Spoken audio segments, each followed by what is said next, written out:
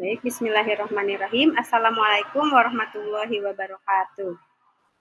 Waalaikumsalam warahmatullahi wabarakatuh. Waalaikumsalam warahmatullahi. Baik, Bapak Ibu, terima kasih banyak telah meluangkan waktunya untuk mengikuti desiminasi modul 1.4.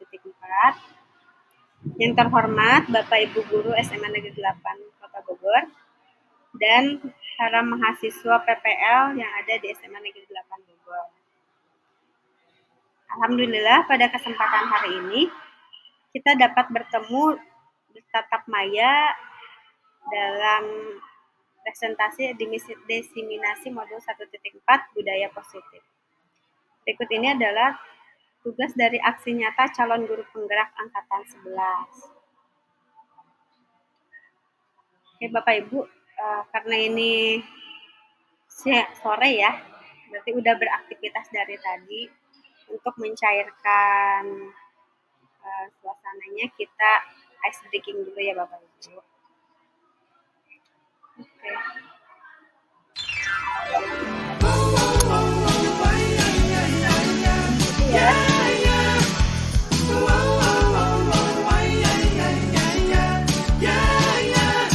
Bukan aku tak tertarik dengan kata rayuanmu. Saat matamu melirik, aku jadi suka padamu. Tiap kali kau bermanja, gemetar rasa di dada. Ingin ku bisikan cinta, tapi hati ini malu jadinya. Engkau masih ada sekolah, satu SMA. Belum tepat waktu tuh begitu begini. Anak sekolah datang kembali 2 atau 3 tahun lagi.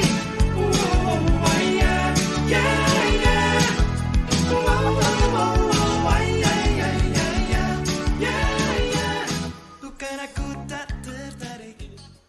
Oke Bapak Ibu, sekian ya ice breakingnya, itu senam otak dari siswa IPB. Bagaimana Bapak Ibu, udah merasa rileks? Sudah sedikit rileks ya dari ice breakingnya. Oke, mari Bapak Ibu kita lanjutkan.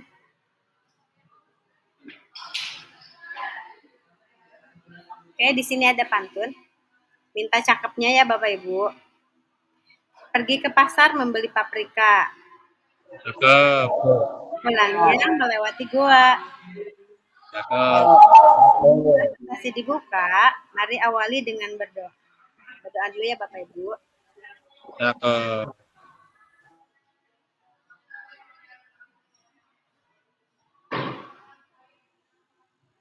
Oke, selesai Bapak Ibu. Oke, masih ada pantun nih Bapak Ibu. Banu dan biru sepasang sahabat. Pergi ke koperasi membeli dasi. Ada ibu dan bapak guru hebat.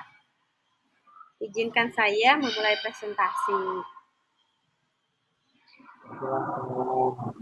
Oke, tujuan desiminasi ini adalah yang pertama meningkatkan kualitas pengajaran, yang kedua membangun kerjasama tim, yang ketiga mendorong profesionalisme, yang keempat menciptakan lingkungan belajar yang positif, yang kelima menumbuhkan semangat kepemimpinan, yang keenamnya mengurangi stres dan konflik, serta yang ketujuh meningkatkan kepuasan kerja.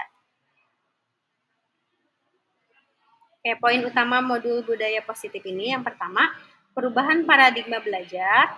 Yang kedua, disiplin positif dan nilai-nilai kebajikan universal. Yang ketiga, teori motivasi hukuman dan penghargaan serta restitusi. Yang keempatnya, keyakinan kelas. Yang keenam, kebutuhan dasar manusia. Yang kelima, kebutuhan dasar manusia dan dunia berkualitas. Dan yang keenamnya adalah posisi kontrol guru dan segitiga restitusi. Oke, lanjut. Yang pertama tadi ada perubahan paradigma belajar. Di sini berpusat pada profil pelajar Pancasila dengan 6 poinnya, yaitu beriman dan bertakwa kepada Tuhan Yang Maha Esa, berkebinekaan global, gotong royong, kreatif, mandiri, dan bernalar kritis. Di sini pembelajaran paradigma baru memfokuskan peserta didik sebagai pusat dalam kegiatan pembelajaran. Melalui rancangan siklus yang berkesinambungan, pembelajaran paradigma baru memberi ruang yang lebih longgar pada peserta didik, pada pendidik ya, dalam menyusun perencanaan seperti merumuskan asesmen yang sesuai dengan kebutuhan peserta didik. Jadi pada perubahan paradigma belajar ini, guru tidak lagi jadi center dalam pembelajaran, melainkan muridlah yang menjadi senternya. Karena di sini guru dituntut untuk memenuhi seluruh kebutuhan muridnya. Oke, baik Bapak Ibu, lanjut budaya positif. Di sini ada dua pendapat. Pertama, menurut Ki Hajar Dewantara, budaya positif itu menekankan bahwa kemerdekaan sejatinya hanya dapat dicapai melalui disiplin yang kuat yang bersifat internal. Diane Gosen mengungkapkan bahwa disiplin diri memungkinkan seseorang untuk menggali potensi mereka dan bertindak berdasarkan nilai-nilai kebajikan universal. Jadi sebagai pendidik, penting untuk membantu anak-anak mengembangkan disiplin diri, sehingga mereka dapat bertindak sesuai dengan nilai-nilai kebajikan dan memiliki tanggung jawab terhadap diri mereka sendiri. Oke, di sini ada disiplin positif. Disiplin positif ini bukanlah tentang memberi hukuman, melainkan tentang membangun motivasi internal atau disiplin diri. Disiplin positif berasal dari kata disiplina yang berarti belajar. Disiplin mengacu pada disiplin diri yang memiliki tanggung jawab terhadap apa yang dilakukannya, berdasarkan nilai-nilai yang diyakini.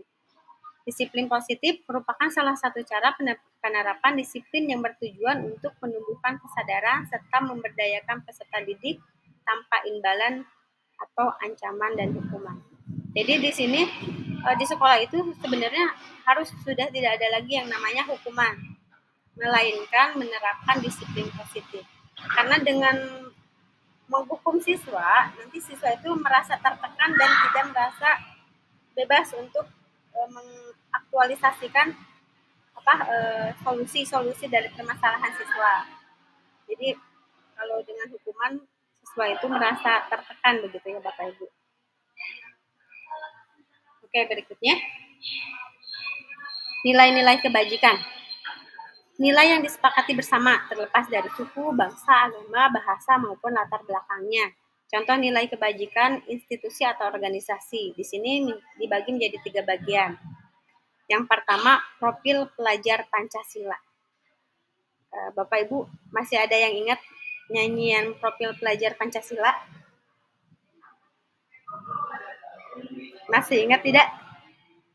Yang pakai profil pelajar Pancasila yang beriman dan bertakwa pada Tuhan yang Pancasila, beriman dan bertakwa. Bareng-bareng ya Bapak Ibu. pada Tuhan yang esa. Dan berakhlak mulia, berkebinekaan global, gotong royong mandiri, Kreatif dan bernalar kritis ya. Bapak Ibu tepuk tangan dulu Bapak Ibu. Oke, berikutnya IBO Primary Years Program. Yaitu di dalamnya ada toleransi, rasa hormat, integritas, mandiri, menghargai, antusias, empati, keingintahuan, kreativitas, kerjasama, percaya diri, dan komitmen. Dan yang ketiga, keterampilan hidup atau life skill. Dapat dipercaya, lurus hati, pendengar yang aktif, tidak merendahkan orang lain, dan memberi yang terbaik dari diri. Oke, berikutnya motivasi perilaku manusia. Menurut Diane Gosen dalam bukunya Restructuring School Discipline menyatakan ada 3 motivasi perilaku manusia. Yang pertama, menghindari ketidaknyamanan atau hukuman. Yang kedua, mendapatkan imbalan atau penghargaan dari orang lain. Jadi kalau melakukan sesuatu, dia mengharapkan imbalan atau penghargaan dari orang lain. Yang ketiga, menjadi orang yang mereka inginkan dan menghargai diri sendiri dengan nilai-nilai yang mereka percaya. Nah, yang 2 di atas, 2 pertama itu termasuk pada motivasi ekstrinsik, jadi dari luar. Kalau yang terakhir, yang ketiga, itu termasuk motivasi intrinsik, yaitu pengaruh dari dalam. Oke, di sini ada dibagi 3 bagian, ada hukuman, konsekuensi, restitusi. Yang pertama hukuman. Hukuman itu cenderung tidak terencana dan tiba-tiba. Jadi biasanya kalau hukuman itu berupa tindakan yang serta-merta ya, sekaligus. Yang kedua, murid tidak tahu apa yang akan terjadi dan tidak dilibatkan. Jadi dalam penghukuman itu, murid tidak dilibatkan dalam menyelesaikan solusinya seperti apa. Yang ketiga, bersifat satu arah. Yang keempat, berupa hukuman fisik atau psikis. Berikutnya, konsekuensi. Nah, kalau konsekuensi, rencana dan disepakati sesuai peraturan. Berikutnya, murid dibuat tidak nyaman. Meskipun sesuai peraturan, tapi murid dibuat tidak nyaman. Berikutnya, sikap guru selalu memonitor murid. Jadi selalu diawasi ya murid itu. Oke, yang terakhir, restitusi. Bapak Ibu sebelumnya pernah mendengar restitusi? Pernah mendengar restitusi tidak? Ya?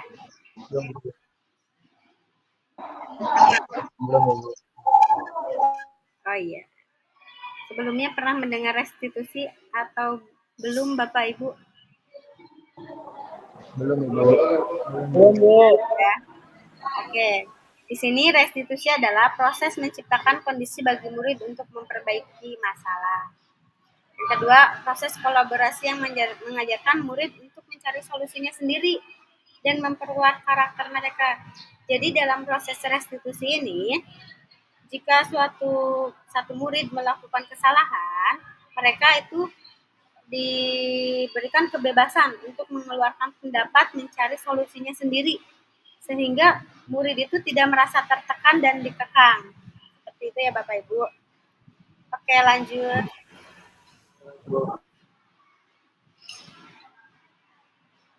Oke, berikutnya antara hukuman dan konsekuensi. Di sini ada contoh-contoh. Dari contoh-contoh di bawah ini, mana yang termasuk hukuman dan mana yang termasuk konsekuensi?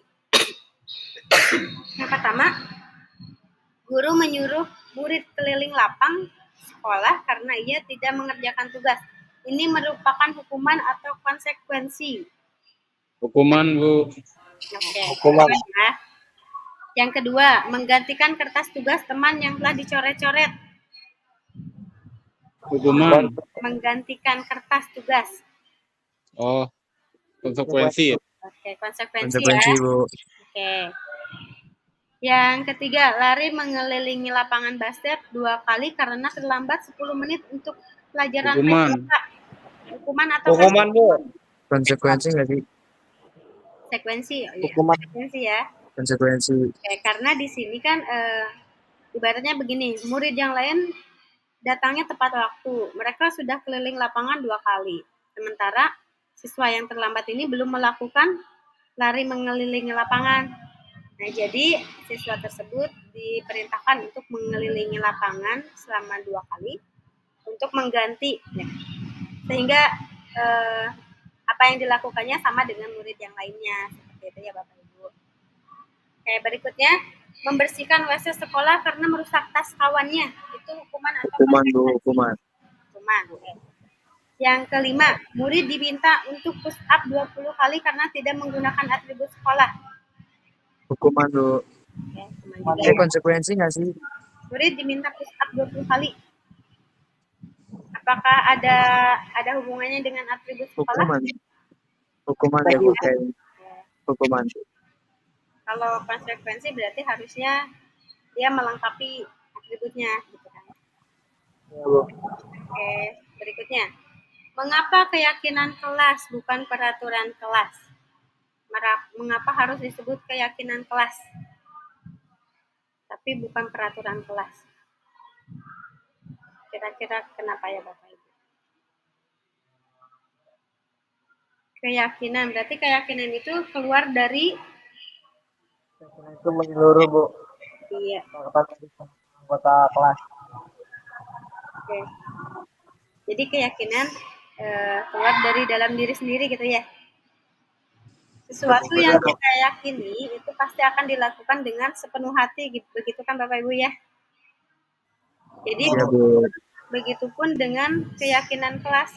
Jadi keyakinan kelas ini suatu kesepakatan bersama untuk menciptakan sesuatu yang lebih baik lagi untuk kelas kedepannya begitu ya. Kalau peraturan itu biasanya telah ditetapkan oleh gurunya sendiri. Nah, ini pengertiannya.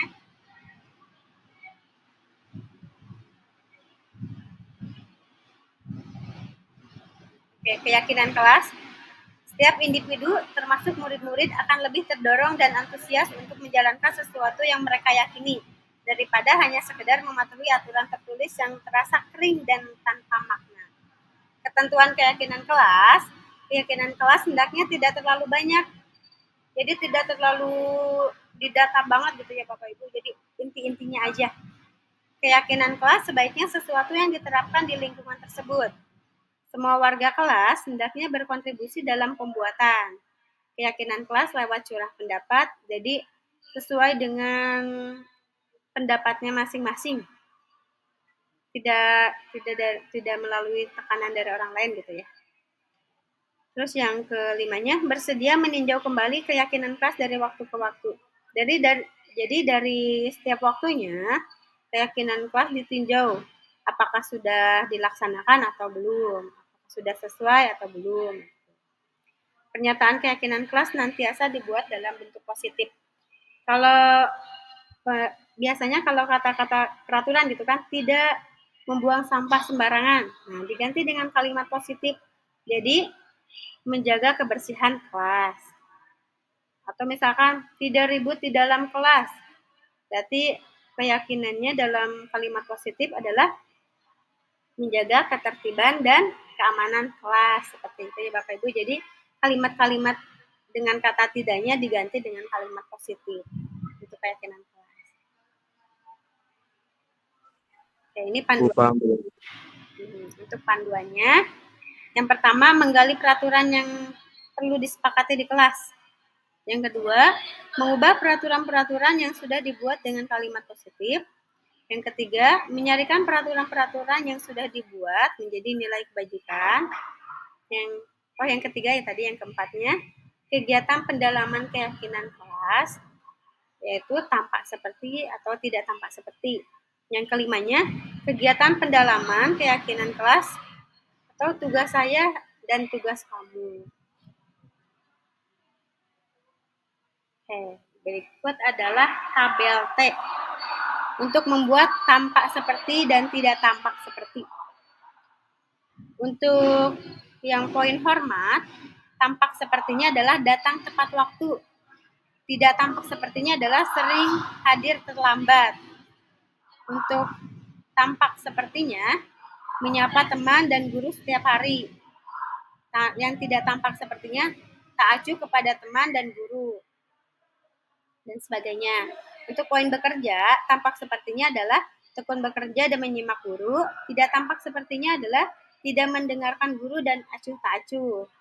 Menyerahkan tugas tepat waktu, tidak tampak sepertinya tugas tidak diberikan. Dan lainnya. Untuk rasa diterima dan dimiliki, contoh tampak sepertinya adalah melibatkan semua anggota kelompok dan tidak tampak sepertinya adalah mengucilkan salah satu teman kita dan lain sebagainya. Tentunya Bapak Ibu agak ramai karena lagi ada kegiatan juga ya di sekolah kita. Terdengar banget ke ruangan. Oke, selanjutnya bagan tampak seperti untuk tabel Y. Nah, untuk tabel Y itu terdapat 3 bagian. Terdengar, terlihat, dan berperilaku. Untuk terdengar, satu orang berbicara, yuk saya bantu, atau kita bisa selesaikan ini bersama, dan lain sebagainya ya. Untuk yang terlihat, berarti berempati terhadap perasaan orang lain, memegang barang milik orang lain hanya dengan izinnya, dan lain sebagainya. Untuk yang berperilaku, tersenyum ramah, memberikan salam hormat, berjabat tangan, memberikan ruang bekerja, dan postur tubuh yang tenang. sehingga membuat nyaman orang lain. Oke, berikut adalah contoh penerapan keyakinan kelas pada pelajaran matematika di kelas 25 dengan menggunakan media Padlet. Jadi di sini siswa diminta mengeluarkan ide-ide atau pendapatnya untuk membuat keyakinan kelas. Kemudian dibacakan dan diambil poin-poin pentingnya. Jadi proses foto yang di sebelahnya adalah proses untuk merangkum inti-inti dari keyakinan kelas yang telah dibuat bersama-sama.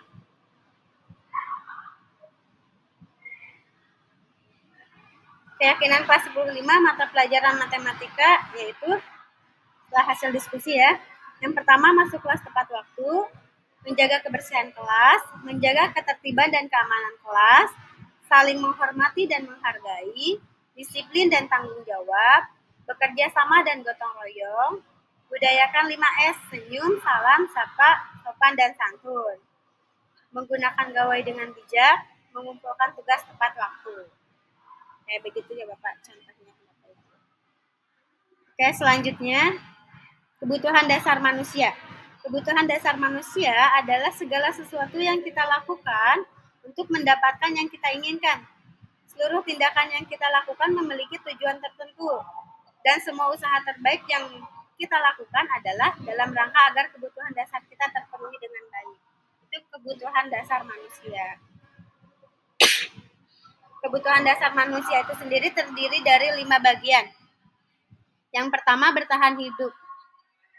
Untuk bertahan hidup, maka manusia memerlukan makanan, pakaian, tempat tinggal, keamanan, dan kesehatan.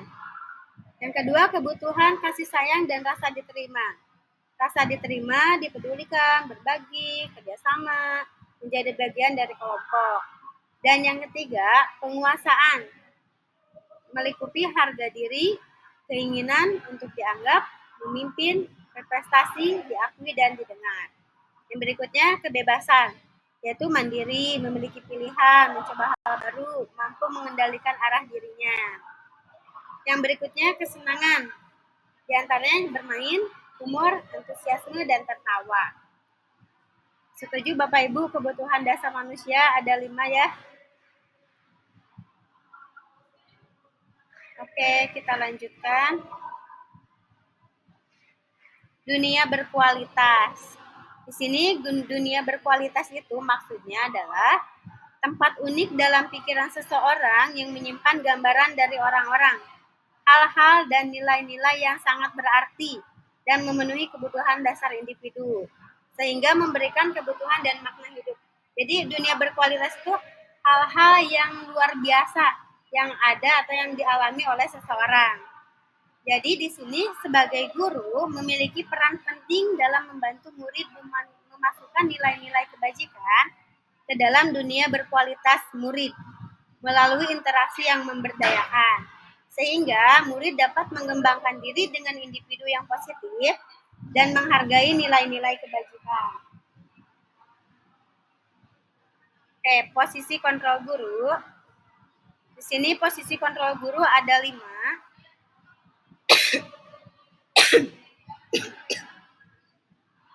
Yang pertama, sebagai penghukum. Yang kedua, membuat merasa bersalah.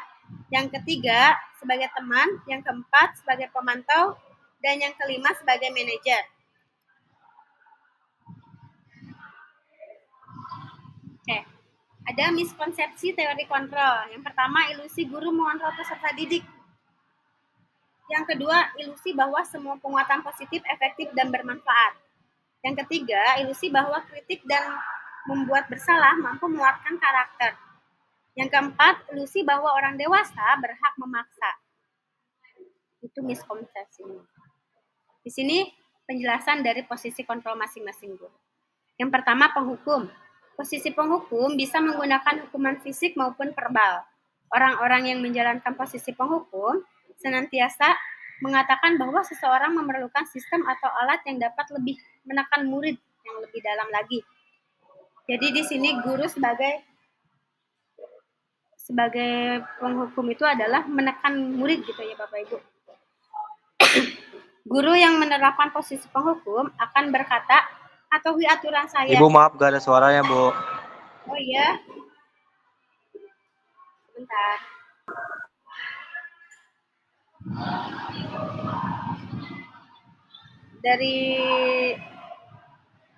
Oh sebentar ya, koneksinya ini lost connection. Bentar ya Bapak Ibu. Ini kebetulan lagi ada acara juga ya anak-anak di bawah, jadi lumayan agak ramai.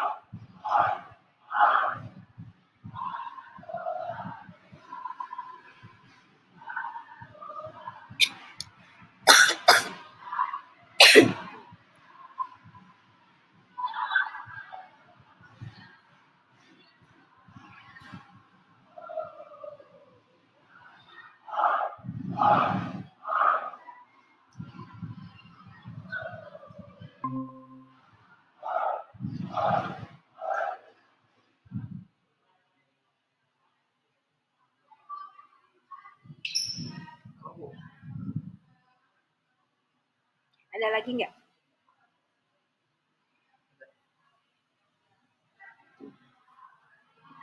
Oke, mulai lagi ya. Oke, tadi udah sampai mana ya? Kita buka lagi ya Bapak Ibu.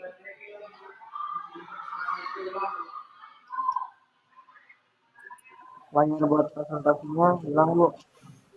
Oke, di share lagi ya Bapak Ibu. Tadi baru sampai posisi kontrol guru ya. Iya, Bu. Kontrol, Bu.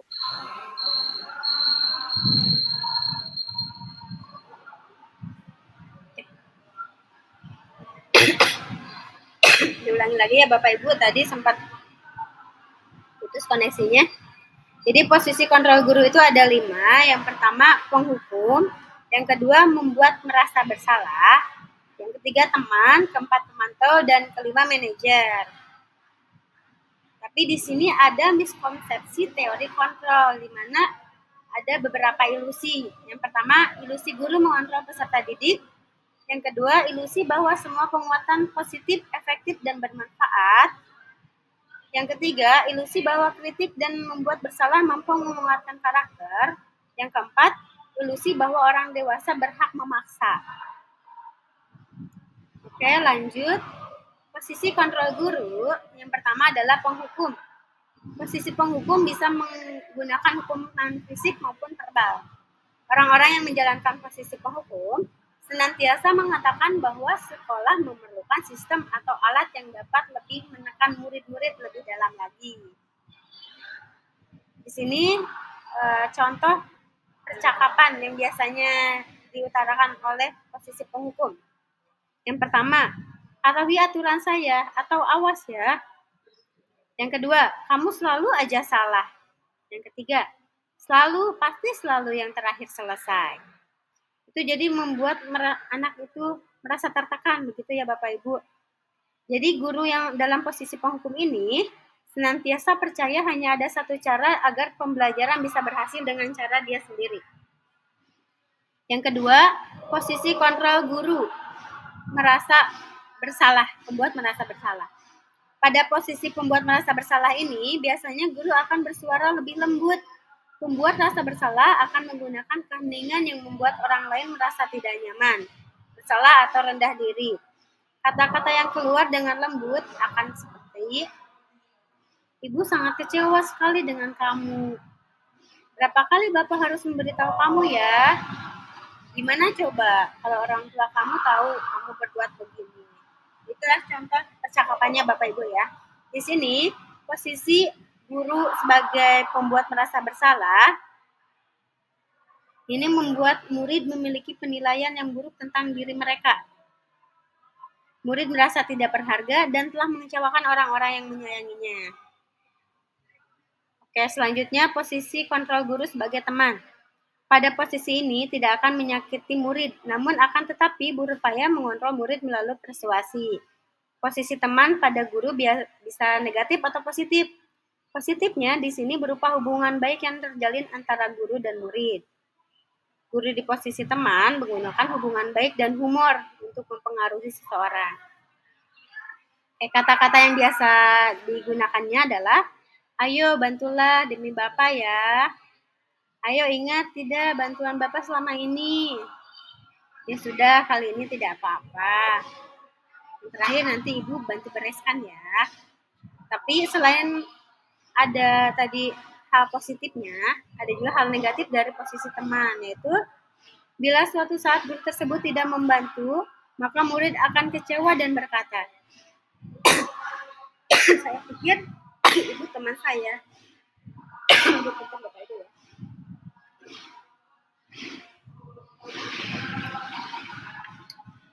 Jadi di sini murid merasa kalau gurunya itu adalah sebagai temannya. Sehingga kalau tidak dibantu, murid merasa dikecewakan atau tidak lagi berusaha. Nah, hal ini akan menimbulkan murid hanya akan bertindak untuk guru tertentu. Jadi ketergantungan begitu ya Bapak Ibu. Kayak yang berikutnya, posisi kontrol guru sebagai pemantau. Di sini sebagai pemantau berarti mengawasi. Pada saat kita mengawasi, posisi pemantau berdasarkan pada peraturan-peraturan dan konsekuensi. Jadi kalau sebagai pemantau, berdasarkan dengan aturan-aturan yang telah ditetapkan sekolah dan konsekuensinya apa, begitu ya Bapak Ibu. Dengan menggunakan konsekuensi, kita dapat memisahkan hubungan pribadi dengan murid sebagai seorang yang menjalankan posisi pemantau. Contoh percakapannya, peraturannya apa? Apa yang telah kamu lakukan? Sanksi atau konsekuensinya apa? Seorang pemantau sangat mengandalkan perhitungan, catatan, data yang dapat digunakan sebagai bukti atas perilaku seseorang. Posisi ini akan menggunakan stiker, slip catatan, daftar cek, dan sebagainya. Jadi setiap siswa yang melanggar peraturan itu didata satu-satu. Oh, kamu telah melanggar ini, ada catatannya begitu ya Bapak Ibu. Jadi posisi pemantau sendiri berawal dari teori stimulus respon yang menunjukkan tanggung jawab guru dalam mengontrol murid. Oke, berikutnya posisi kontrol guru sebagai manajer. Yang pertama, posisi di mana berbuat sesuatu bersama dengan murid. Mempersilahkan murid mempertanggungjawaban perilakunya, mendukung murid agar dapat menemukan solusi atas permasalahannya sendiri, dan seseorang manajer itu telah memiliki keterampilan di mana posisi teman maupun pemantau. Jadi dua posisi itu telah dikuasainya. Dengan demikian, bisa saja di waktu-waktu tertentu kembali pada kedua posisi tersebut bila diperlukan. Posisi seorang manajer biasanya akan berkata, jika kamu memperbaiki ini, hal ini menunjukkan apa tentang dirimu? Apa rencana kamu untuk memperbaiki hal ini? Jadi dalam posisi manajer itu tepat ya Bapak Ibu, jadi murid itu dilibatkan langsung untuk mencari solusi permasalahannya sendiri. Jadi murid tidak merasa tertekan, tidak merasa di pojokan gitu ya, tidak merasa bersalah, seperti itu. Tugas seorang manajer bukan untuk mengatur perilaku seseorang. Kita membimbing murid untuk dapat mengatur dirinya. Seorang manajer bukannya memisahkan murid dari kelompoknya, tetapi mengembalikan murid tersebut ke kelompoknya dengan lebih baik dan lebih kuat.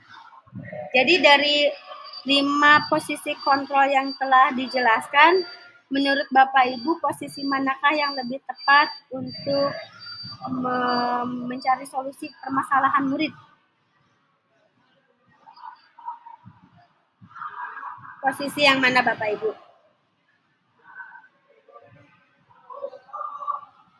Posisi kontrol.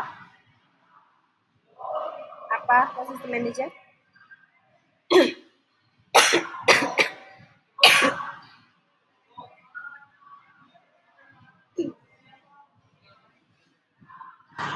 Manajer, Bu. Manajer ya, benar. Karena posisi manajer itu adalah posisi yang bisa menguasai dua kontrol, yaitu bisa sebagai teman, bisa sebagai pemantau. Jadi tepat ya Bapak Ibu, karena karena murid itu dilibatkan langsung dalam menyelesaikan masalahnya. Oke, di sini contoh penerapan 5 posisi kontrol. Dalam kasus siswa tidak memakai atribut lengkap saat upacara. Yang pertama, sebagai penghukum, contohnya hormat pada bendera selama 1 jam. Yang kedua, membuat merasa bersalah, contohnya berapa kali ibu harus memberitahu kamu selalu saja mengecewakan ibu. Kalau sebagai teman, ayo dong ikuti aturan sekolah, tolong bantu ibu ya sekali ini. Ya sudah, tidak apa-apa, lain kali jangan sampai berbuat seperti itu lagi ya. Kalau sebagai pemantau, kamu sudah melanggar peraturan sekolah, kamu tahu konsekuensinya. Setelah upacara, kamu beli atributnya ke koperasi dan jangan diulangi lagi. Nah, kalau sebagai manajer, apa kamu tahu kesalahanmu? Jadi ditanyakan kesalahannya apa, sehingga murid itu mengakui sendiri, begitu ya Bapak Ibu.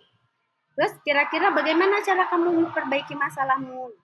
Jadi ditanyakan kembali kepada siswanya untuk mencari solusi permasalahannya. Oke, berikut adalah segitiga restitusi untuk menyelesaikan masalah. Di sini ada suatu proses dialog. Segitiga restitusi itu adalah suatu proses dialog yang dijalankan oleh guru agar dapat menghasilkan murid yang mandiri dan bertanggung jawab. Langkah-langkahnya yang pertama adalah menstabilkan identitas, yang kedua validasi tindakan yang salah, yang ketiganya menanyakan keyakinan.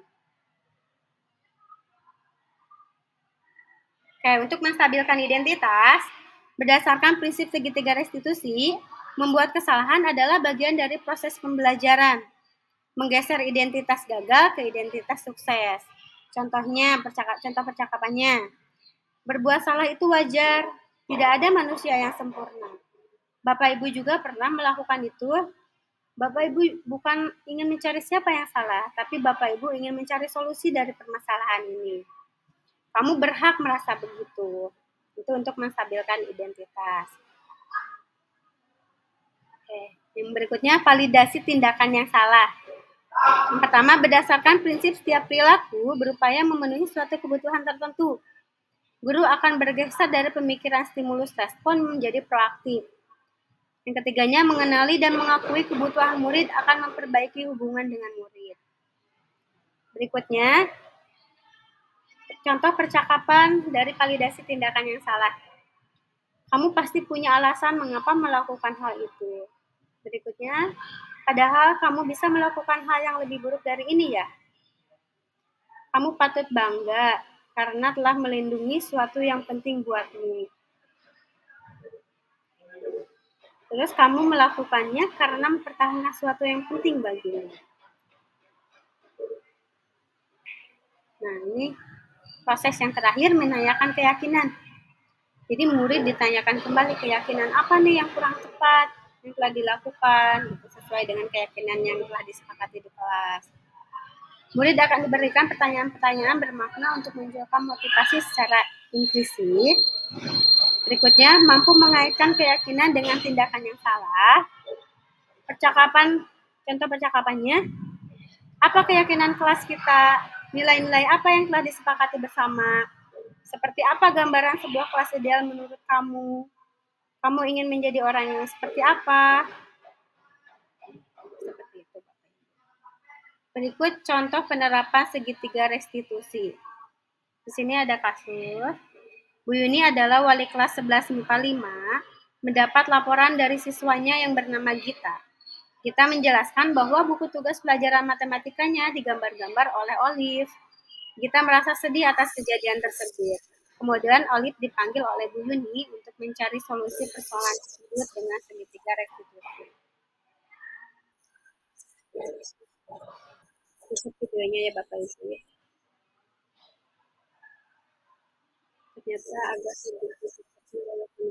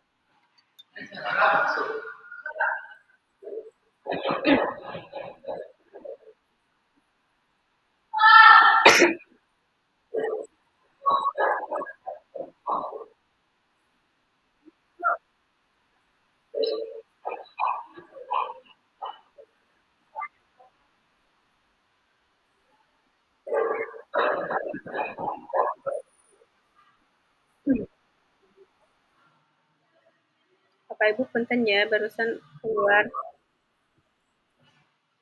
Bapak Ibu punten barusan keluar gambarnya nih.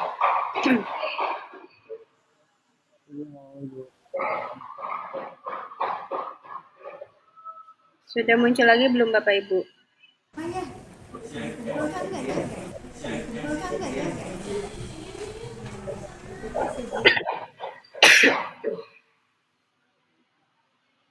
Ternyata koneksinya juga Bapak Ibu.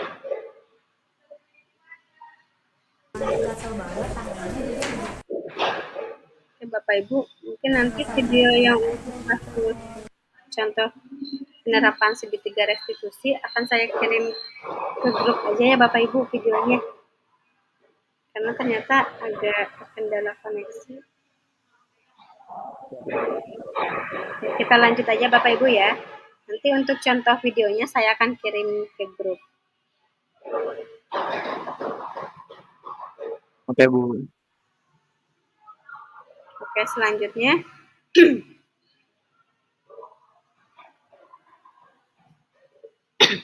apa manfaat segitiga restitusi?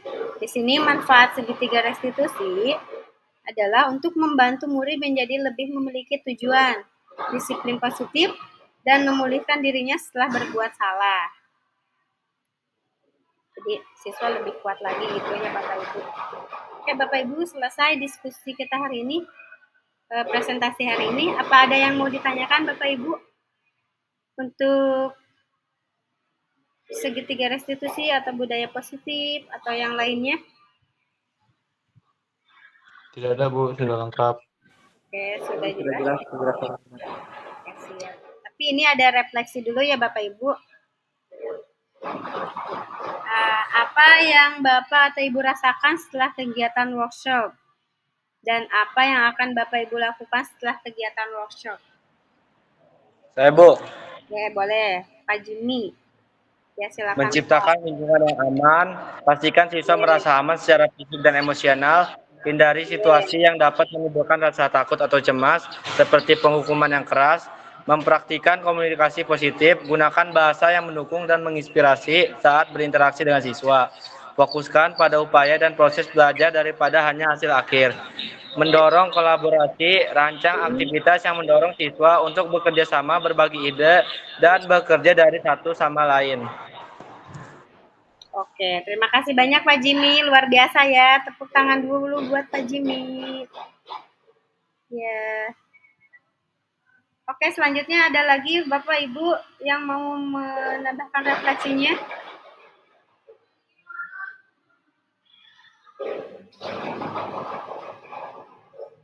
Selain Pak Jimmy, ada yang mau menambahkan?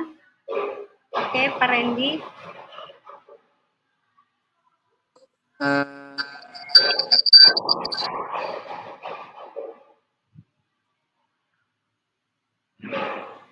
Melibatkan orang tua dan komunitas. Komunikasi terbuka, libatkan orang tua dalam upaya membangun budaya positif di kelas. Komunikasikan pendekatan Anda dan bagaimana mereka dapat mendukung dari rumah. Kolaborasi dengan komunitas, ajak komunitas sekolah seperti staf dan rekan guru untuk bersama-sama menerapkan prinsip budaya positif dan restitusi. Sekian. Oke, terima kasih banyak Pak Randy, luar biasa ya Bapak.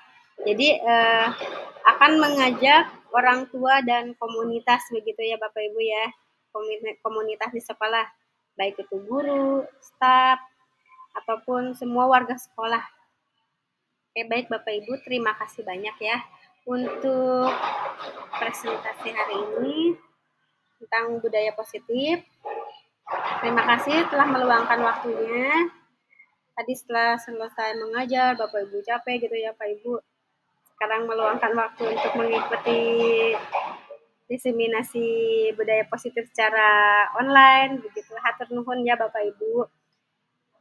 Tadinya sih keinginannya ingin offline ya Bapak Ibu, tapi karena waktu mengajar kita tidak beririsan dengan banyak guru lainnya, jadi saya menggunakan Google Meet.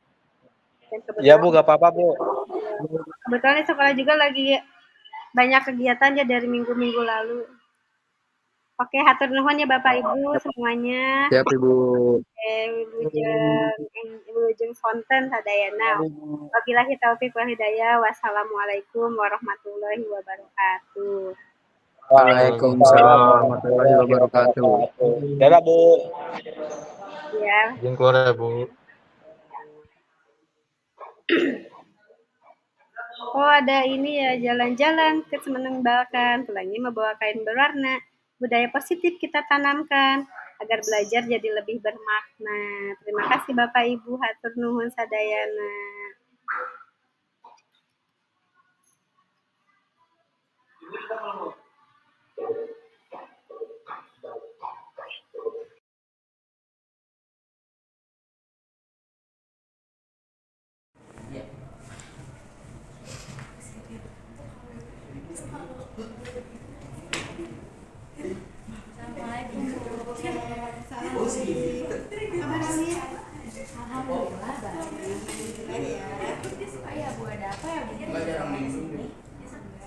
Pengen berdoa aja sama Oli. Ini Oli itu ada teman Oli kita laporan sama ibu nih. Katanya tadi Oli gambar-gambar di bukunya. Benar begitu? Iya Bu, itu tadi aku cuma iseng aja. Oh gitu. Terus katanya itu buku tugas yang harus dikumpulin ya sebenarnya ya. Iya kayaknya. Aku soalnya kan nggak tahu itu kalau itu buku tugas. Harus dikumpulin. Gambar aja gitu kan. Iya, karena aku suka gambar Bu. Jadi alasannya karena harus seneng gambar gitu ya. Tapi Oli itu apa sebelumnya ini gak berpikir gitu, oh ini buku apa ya? Dikumpulkan nggak ya kayak gitu? Pikir sih Bu, cuman kan karena aku emang gatel banget tangannya, jadi asal coret-coret aja gitu. Terus tadi setelah tahu oh ternyata ini buku tugas nih, perasaan Oli pada kita nih utamanya itu kan buku gimana? Pas aku tahu itu buku tugas, aku gak enak banget Bu sama Gita, soalnya kan jadinya dia jadi nanti kena omel juga kan sama guru mata pelajarannya. Terus nanti bukan aku yang kena omel, tapi nanti dia.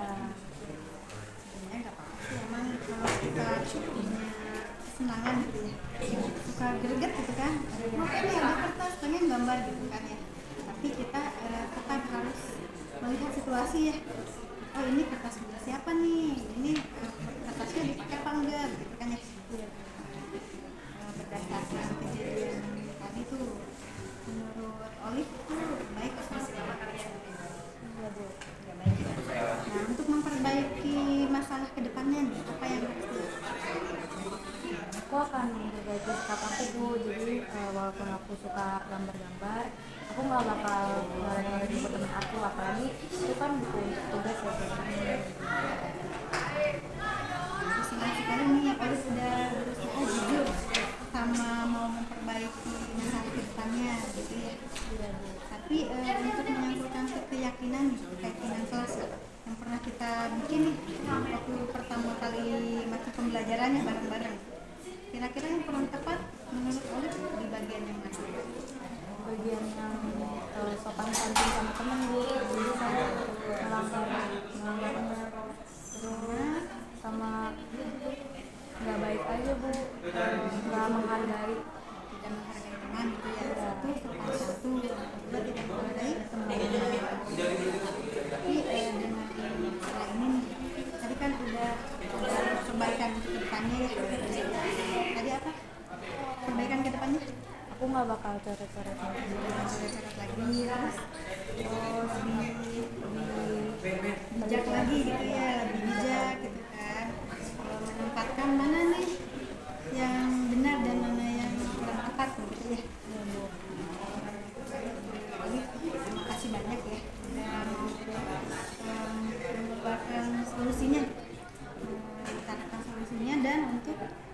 biar kedepannya lebih baik lagi.